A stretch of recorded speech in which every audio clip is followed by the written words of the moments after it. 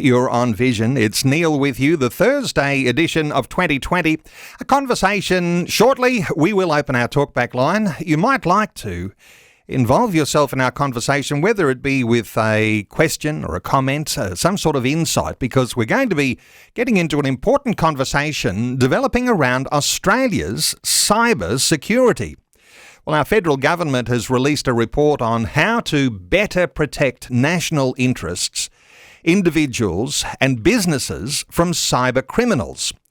It's come at a time when Australia is reeling from a series of major cyber incidents, including the Medibank and Optus data breaches last year, and you might have even been personally affected by the nationwide Optus blackout earlier this month, and the more recent closure of ports across the country due to a cyber breach. Well, the government is spending billions, that's right, billions, to try to make Australia one of the most cyber secure nations in the world by 2030. Our special guest today is Virginia Calegare, a recognised expert in international terrorism and counter-terrorism. Virginia founded RightSec. It's a Brisbane-based operation working with large overseas corporations, government departments and some blue-chip Australian companies. She has a background in military intelligence and was responsible at one point for the cybersecurity of a nuclear submarine project in her homeland of Brazil. Virginia, I might say a special welcome along to 2020. Thank you for having me. I did say your homeland is Brazil. Give us a little insight into how long have you been in Australia and what brings you to Australia? Yes, I've been in Australia now for almost 8 years. What brought me to Australia is amazing quality of life and opportunities. And I was serving the forces for a while, a computer engineer and a soldier, lieutenant officer. But then I became a mother and my priorities were a bit shift. And Australia looked like a great opportunity to start over. And Australia had skill shortages on my field. And it was like a combination of perfect factors, and here I am. Motherhood does change priorities, and so from expert in cybersecurity to motherhood, and you're dealing with those sorts of things. One thing you did say, which I think was very important to pick up on, is when you came to Australia, you recognised there's a lack of expertise in cybersecurity here. How big a lack do you think we have in Australia?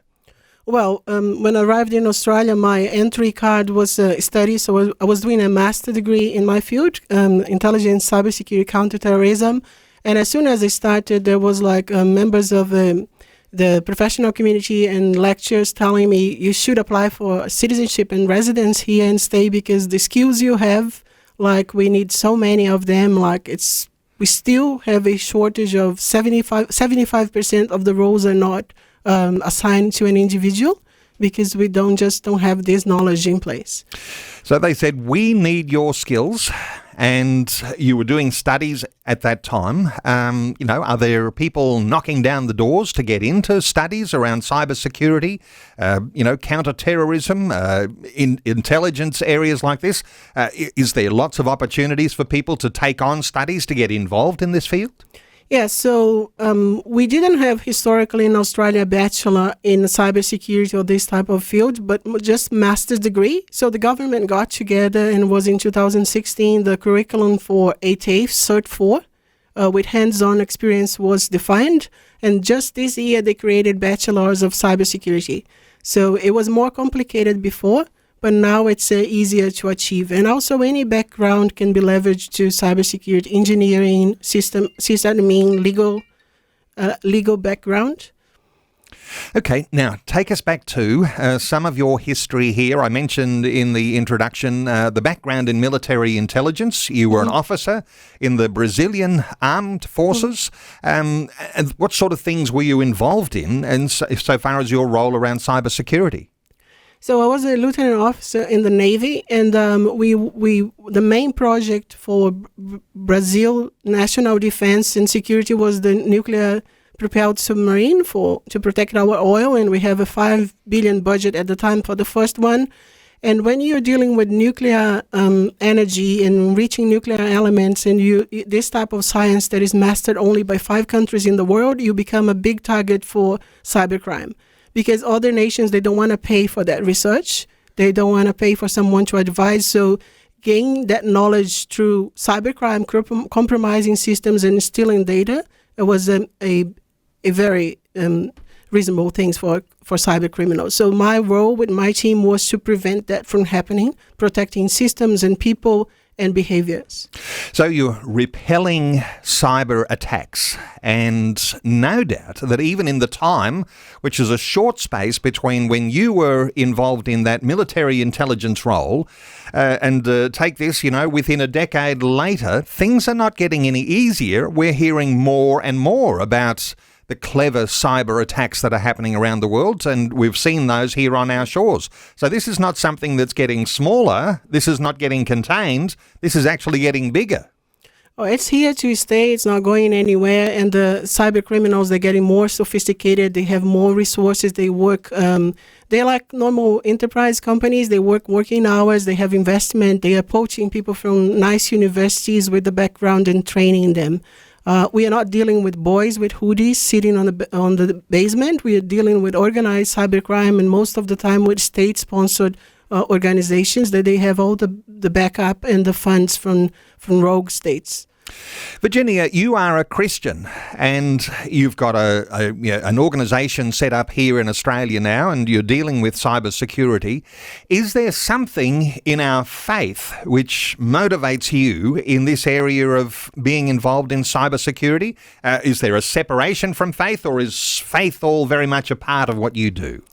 I've leveraged everything I learned in my life, and if you consider the fruit of the Holy Spirit, serving is one of them, and the call for me to serve either national security, defense, the military, or serving our community, protecting them from cyber criminals, is part of this call. And being a Christian, my call is to serve as well. I've served in my community and my church, and even with my organization now, I usually treat it as a mission field because I can be more outspoken when I'm running the company. I respect all faiths and they feel loved and cared for, but we also pray together, and before closing a deal or before making a big decision, I always present that to the Lord. And so it has blessed me a lot, blessed the company. We have prospered, and we have successfully protected large enterprises in Australia and government organizations. We sit on 2 panels with the government, and everyone is happy, the word of mouth. And I see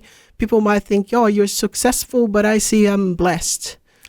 Blessed and wonderful to think of. It's interesting because in Australia we haven't had to deal with the sorts of attacks in a terrorism sense that we might have seen around the world, places like Africa and places in the Middle East, even in Europe. Churches that have come under threat.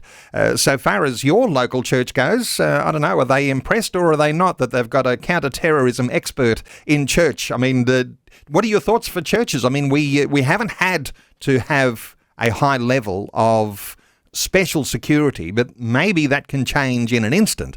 What are your thoughts here so far as churches go and the thought of a terrorist activity and how you might protect yourself in those cases? Yeah, we have several big armed conflicts happening around the world, but we have 2 big ones, Russia and Ukraine, and we have the Palestine and Israel now. And we know that the attacks, they didn't start physically. The cyberspace is the 5th domain to war, and the attacks are coordinated and disrupting banks and disrupting critical infrastructure. Transport is very common. We saw in the past Russian against Georgia and other countries in that region.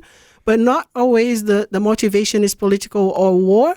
There is also social and cultural motivations and beliefs. And being a Christian organization can make you one may become a target by being a Christian motivation, because perception is also really relevant in the field of cybersecurity. How a specific group perceives you, if they think you're a threat or they think you don't agree with their way of life and their beliefs, they might come for you. And we've seen this, it's already happening. Like RightSex we provide instant response, and we have seen airlines being attacked because they're considered polluters. cancer care being attacked because they do tests using skins of human beings, church being attacked because they are supporting saying no to abortion and other initiatives like this. So it's not always on the news, but in smaller scale, it's already happening. So there's a little forewarning there that when you start to see cyber attacks on the increase, that may actually lead to an escalation in those things. So when we've seen those, in a national sense, Medibank, the Optus data breach, cyber threats to our ports around Australia. This sort of thing sets off some alarm bells, and our government, are they attending to these things in a appropriate way? Do you think that our Australian government is on top of the cyber threat that is there right now? Yeah, so for 5 years now, we have had a budget for cybersecurity nationwide, and then we have just a new cybersecurity strategy passed. Myself, I want to be very critical, but I wish there was more how to do and some formal requirements there. But what we have in place now is much better than what we had before. There's a committee being put together. There's billions in budget being invested. There's this baseline foundation of what should be done. And the government is looking at supporting small business that don't have the budget by themselves to pay for cybersecurity services or put the controls in place. So we even have a ministry now for cybersecurity in Australia since last year. Is the first because the threat is real, the threat is acknowledged, and the threat can be really disruptive. We have had in Germany and US people dying after hospitals were reached by ransomware attacks. And we cannot allow this to happen in Australia. So I think the government is on board. I see another revision of this strategy happening because we need more specificities, but it's a great start. Before we get into maybe the big business side of things that we would like to hear your thoughts on, Virginia, what about small businesses? People who might be listening to us now, whether they're in the big capital cities or whether they're listening to us from country settings, even remote locations, and they're just going through the motions, they're running their small business, they're keeping their life afloat. What sort of threats are there for people at the lower end rather than just the bigger picture that we'll get into? Yeah, so on the national and the country point of view, Australia might be targeted because it's associated with one side of a war or is doing business with one specific country. But the biggest motivation of all for a cyber attack is financial. Those units, the organized cybercrime, they want to make money. They want to monetize from their attacks. So with small business, if you're making money, if you're collecting personal information, you are a target. If you don't have the budget to implement controls and do a risk analysis or a gap analysis, you can start. The Australian government has created an Australian Cybersecurity Centre that belongs to the Australia Signals Directorate. They have partnerships that out of cost with individuals and small business. So you could go online to Australian Cybersecurity Centre and apply to be a partner of the Australian Cybersecurity Centre. They will tell you about threats and how to protect yourself, how to document formal requirements, and tips on how to stay secure. The Australian Cybersecurity Centre, and anyone who has a small business or a larger business, you can connect there, and that'll be some input into how you protect yourself. So the players that are working here, from national players, I mean, I'll get into some questions around even accusations that nations like North Korea are into these sorts of ransom attacks and fundraising by ransom. But then small players too, and small businesses that are under threat. Are these things happening just from people's bedrooms, maybe in different, dark basements around the world? Those sorts of places. Where are those attacks all coming from, do you think? Oh, we do have scripty kids that are like just kids that are curious to know and perform attacks, but they're not the biggest players. So we do have hackers that are part of organized crime, organized cybercrime, and they're monetizing, because when they break into a computer of an individual or the computers of a small company, they will also, if they find photos that you were showering your kids and you took a photo, they will monetize by selling to a pedophile. If they find your Medicare number, they will sell on the dark web. It costs $282, and someone is going to be receiving treatment under your names. And then criminals, they can monetize from any piece of information. If there's first name and last name and address, they will want to take it. So we're not dealing with kids most of the time. We're dealing with sophisticated or very well trained or very well inspired criminals. They want to get to your data. So if you're a small business, I have a few tips that I would say. Multi-factor authentication. If you use a username and a password to log into your systems, also enroll for multi-factor authentication. That is a second layer of security. Even if your password is compromised, the criminals will not have your device or your iris and your fingerprint to get in the system. The other thing is do backups of your data.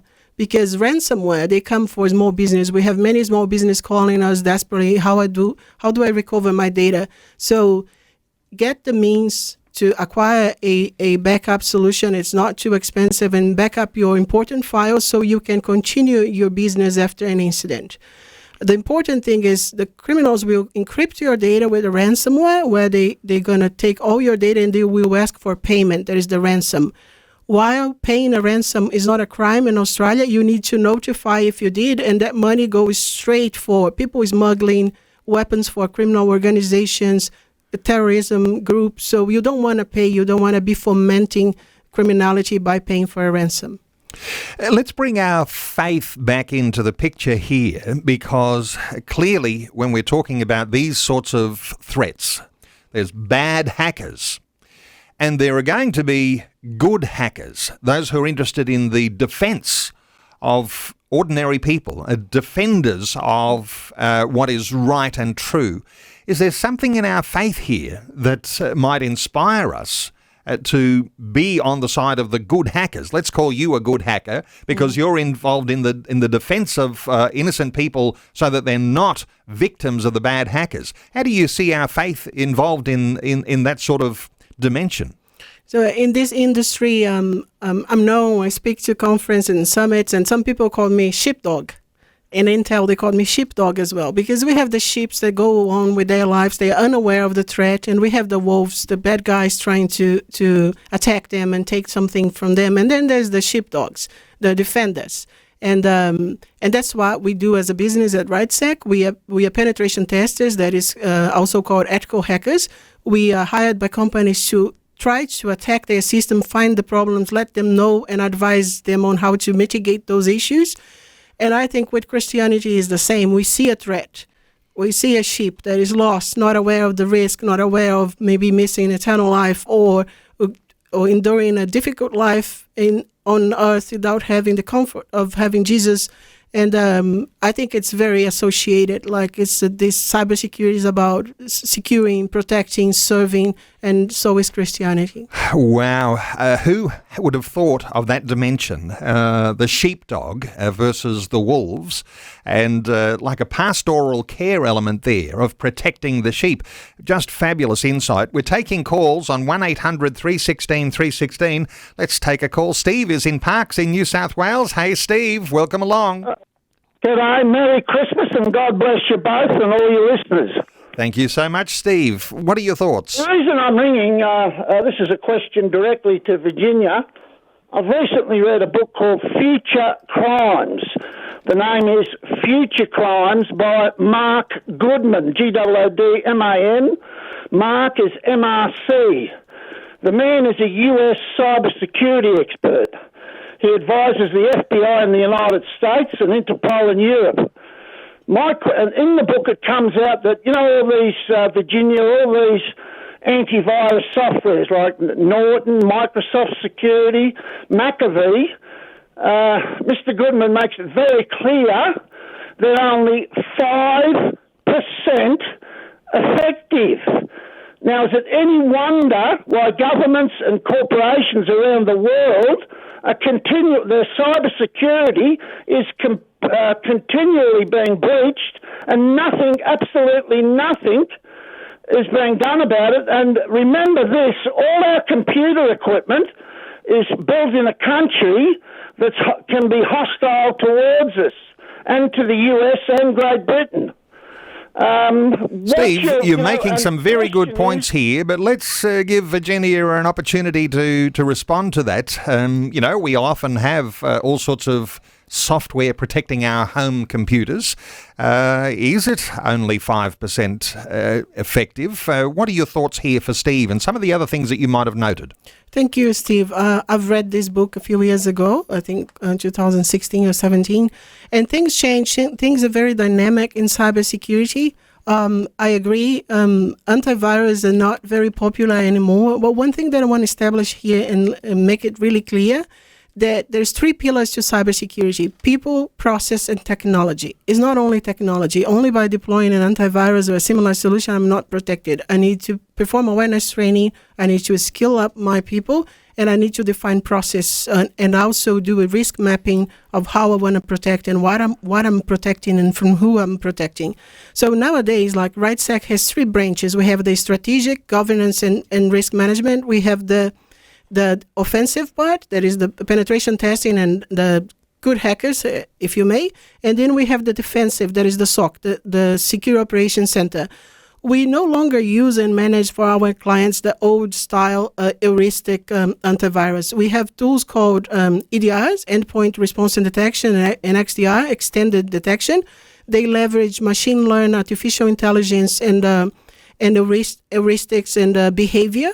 So mapping against intelligence tools now, the tool I use in my SOC, that is my SOC is powered on, can defend 99.9% of those threats. And all of those EDRs, most of them are built by the Israeli. So it's I know some of those solutions, McAfee, etc., were built in China and coming from there. But most of EDRs today, Sentinel-1, Palo Alto, and others, they are Cyber Reason. They are built by the Israelis. They're great with this type of technology. So we stand at a best place now, but we still need people. Before we take another call, just quickly on the nuclear submarines, I wonder if you've got a brief comment for us, Virginia, because you were looking at the protection, the cybersecurity around a nuclear submarine project in Brazil. There are plans to build these nuclear submarines here in Australia, in Adelaide. What are your thoughts for the viability of that sort of move?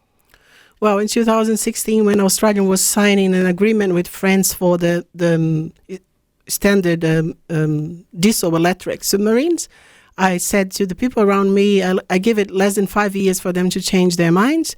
So submarines are tools for national defense. And the electrical diesel one, everyone knows that an engine requires oxygen to operate. So those conventional submarines, they need to come up to the periscope code to acquire oxygen.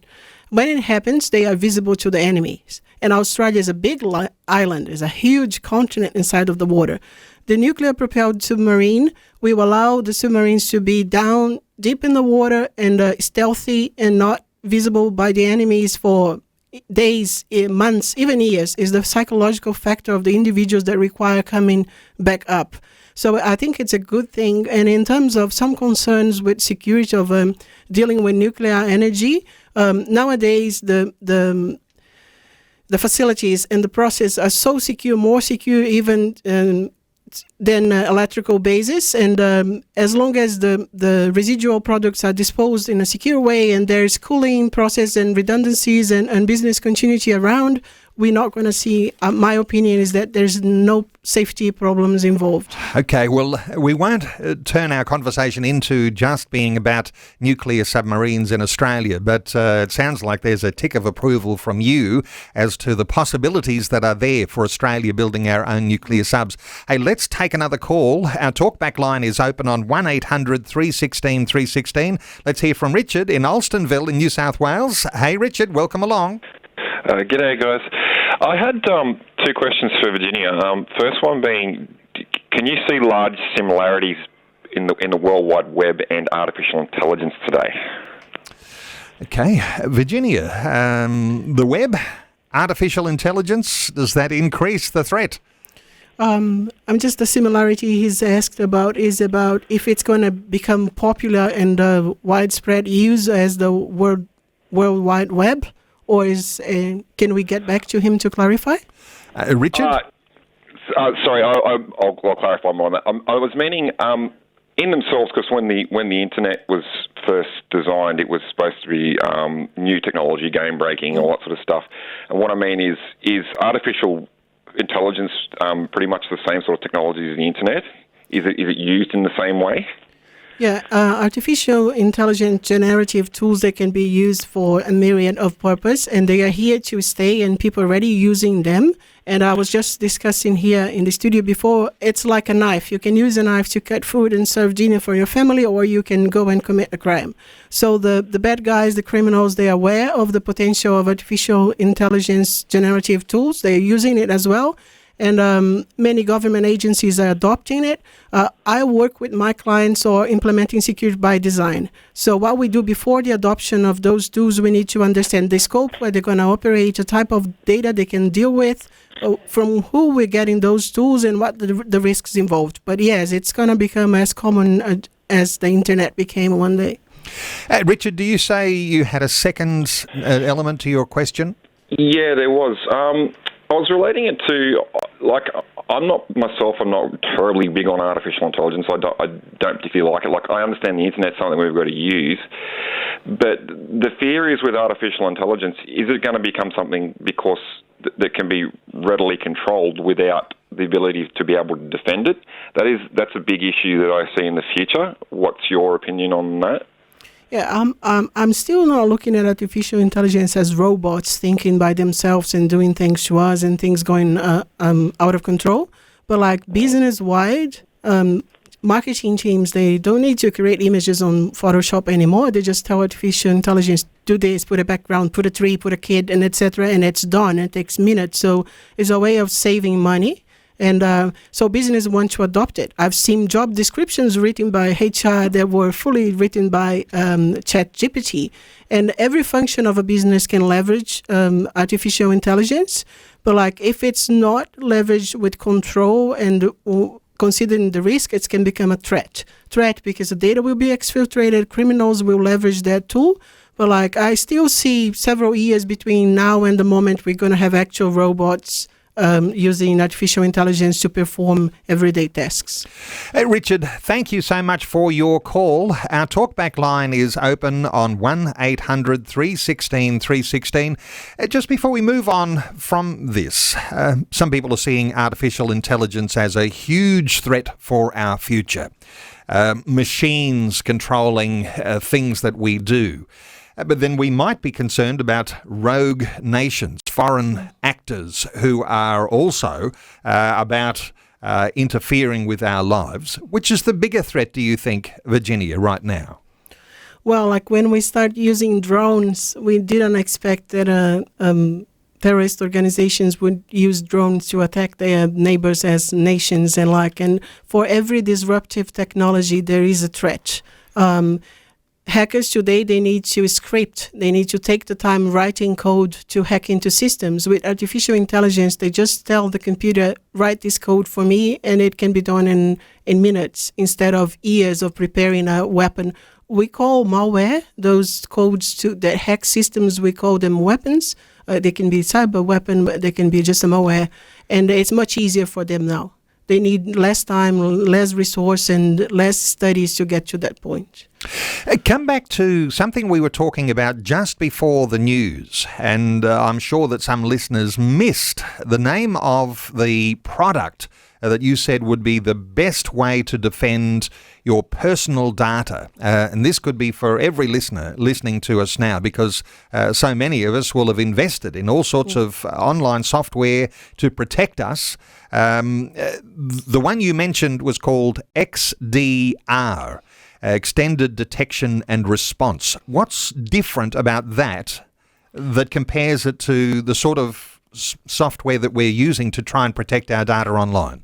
This is the much more evolved version of the antivirus. It has the antivirus function within it, but it looks at behavior. It looks at the connections with the internet. It learns from known techniques, tactics, and procedures used by criminals. It's all mapped to like what the Russians or the Koreans are doing, and the Chinese, and maybe the Brazilians. There's signatures there, and there's behaviors that are included. So even if it's not a malicious activity, but it's behaving in a different way, it can stop, it can block, it leverages artificial intelligence and machine learn. So if you're a small business, like an accountant by yourself or a lawyer by yourself, you can go look for a company that provides cybersecurity to small business individuals and ask them, can you protect my device using an XDR?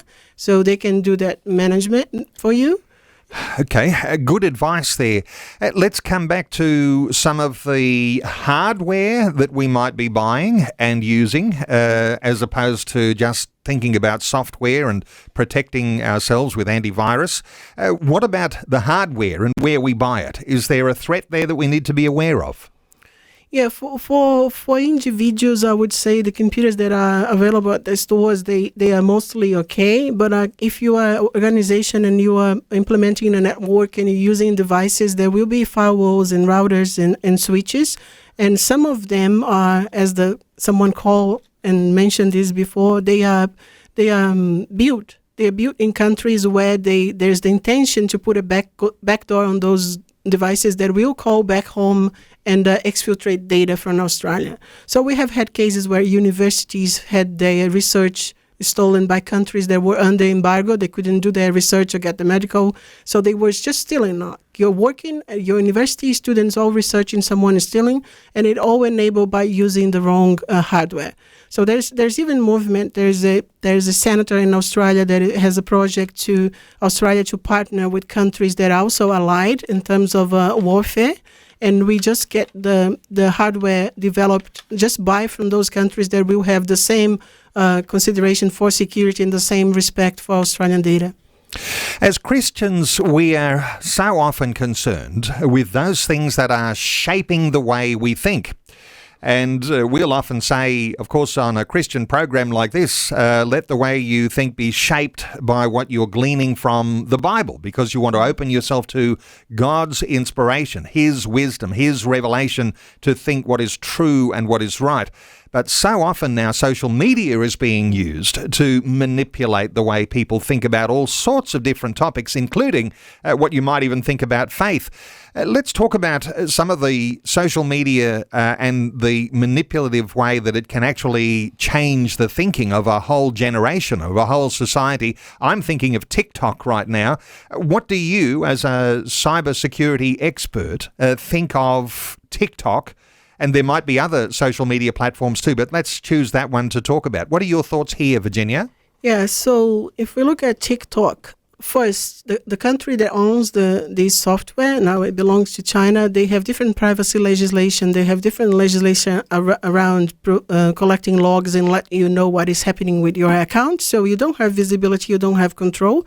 But the tool is also leveraged as a distraction. And it's been said that inside China, TikTok's used by schools for education purpose. But our kids now, speaking as a mom, they're losing the focus. They spend hours just with their finger moving from one post to the other. And most of the content has ideological value to that. So it's a tool for distraction. And being a Christian, how I see it, is like you worship something. We were created to worship. We were created to worship God. And if we're not worshiping God, we end up worshiping something else. Drugs, addiction, pornography, or social media. The content on TikTok, people became real worshipers. They spend hours of their days. There's some tools that they check the time invested on looking at one application on your device, and those are sad numbers, especially when you're dealing with kids, to see that a kid spent 4 years enslaved looking at that application. It might raise an alarm bell with the thought that China uses TikTok for educational purposes within China. But the rest of the world, somehow or other, it has been used for controlling a generation of the complete distraction from, not just in a spiritual Christian sense, but a complete distraction towards anything that is about nothing, anything that is a distraction from things that might be important. How important is it to recognise that there are attacks that are coming against us that are not just about our money, are not just about power politically, not just about a military threat, but also the control of a generation, or even to the side of political ideologies and shaping people, or the people that are using that. How do you think about those things, Virginia? Yeah, those tools are used for misinformation and for to propagate ideologies, and like our kids, and the goal coming from the background in intelligence and terrorism, the goal is for in one generation to have the kids changing their mind and seeing the world in a different way. And individuals inside of China, they don't even know that TikTok is different outside because there's censorship in China. China doesn't use the same cloud providers as us. They don't have the same Facebook. Even they don't have Uber. They all have their specific proprietary solutions.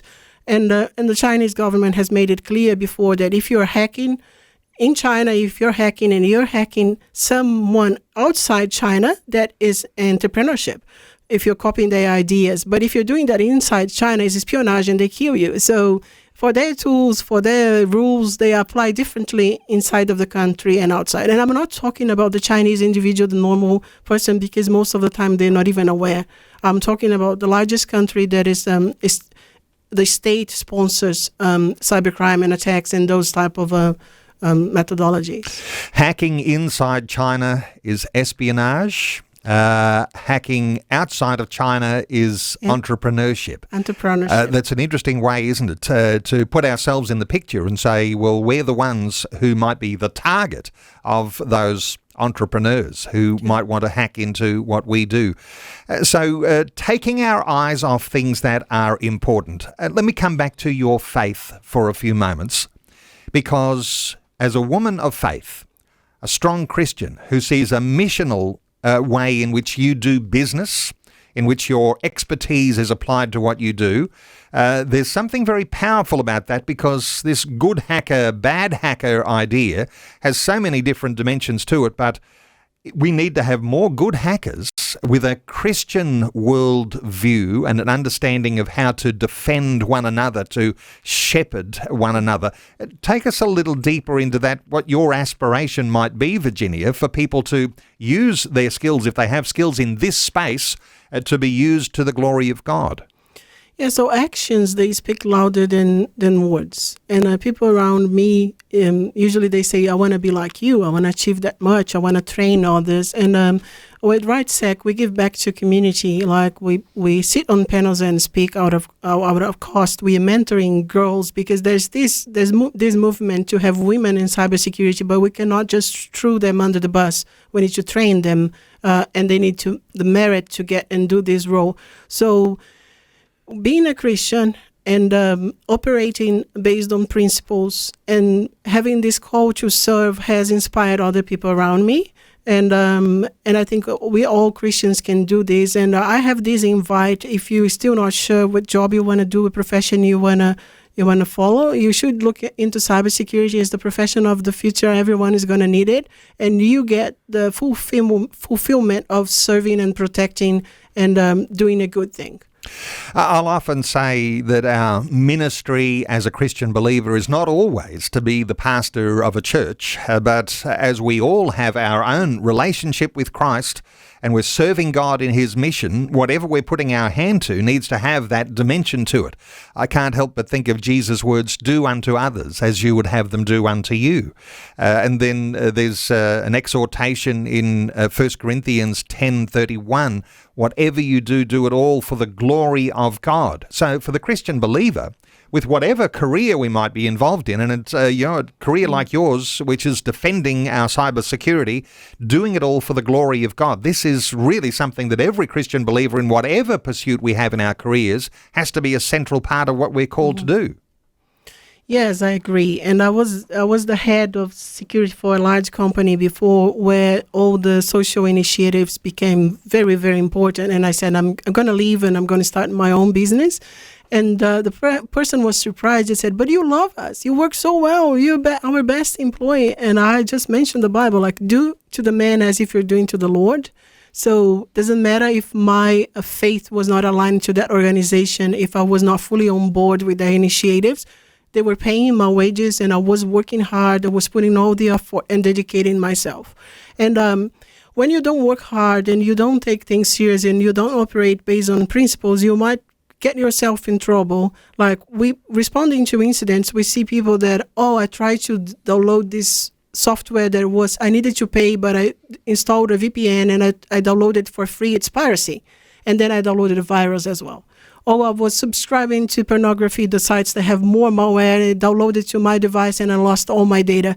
So when we try I clicked on this link because they said I won 20 million, like you never subscribe to this service, why you won it? You didn't do any work to deserve it, but we agreed greedy and we want to easy money. So I think the Christian's value also help you being protected from falling for the temptation that leads you to a cyber compromise. Wow, that is just so profoundly wise, and it's a point we're going to have to leave our conversation. But there might be listeners today, and you might have a small business, medium-sized business, you might have a big business, and Virginia works with some large organisations, government departments here in Australia, blue-chip companies here in Australia too, to connect with Virginia. Her business is called RightSec, a Brisbane-based operation. She's working with large overseas corporations, government departments and some blue-chip Australian companies. Her background is in military intelligence. Been some tremendous insight that we've been able to draw out today, and let's hope we have an opportunity to do another segment like this, and we'll pick up on a whole lot of dimensions that we didn't even get to explore. Virginia Calegare is our guest, and to connect with Virginia, her website is RightSec, that's RightSec.com.au, rightsec.com.au. Virginia, thank you so much for taking some time to share your deep insights with us today on 2020. Thank you for having me. It was a pleasure.